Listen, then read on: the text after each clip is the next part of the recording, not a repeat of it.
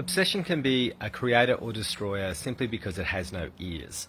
I'm Jason from the Wellness Breakthrough Academy. I just want to talk about obsession from a creator perspective. So people who are really highly obsessed with their work and their business end up creating amazing success stories in their life. Quite often they can struggle though. On another level, they're so focused on their business that they don't listen to anything outside of themselves, or only listen to things that are going to validate them working their absolute tail off to get where they want to go. And they can say, I love what I do, blah, blah, blah, all of those sorts of things. Well, I love what I do, but I'm not sitting every moment of the day trying to make sure I do it all the time. So there's the other part, that obsession, that is really highly destructive. The other part that we can be is obsessed with our stuckness, and we actually get lost in our loops and our emotions and constantly think about them all the time. And I know all of us have gone through that.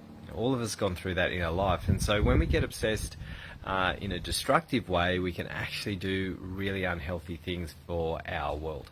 So what we've got to learn to do is run obsession in a really, really healthy way. Ears open wide. And if we can have our ears open wide, we're going to hear feedback that's going to help us change our lives. But if we're obsessed, closed-minded, closed ears, we're going to get nowhere in life. People will give us some feedback, we'll get angry, we'll get disappointed, we'll get pissed off, simply because we don't want to hear maybe the truth that's been told in front of us. So it's really important to understand how to work with obsession in a really healthy way. If we can do that, we're going to actually make a transition in our lives. So I think obsession's great to a point.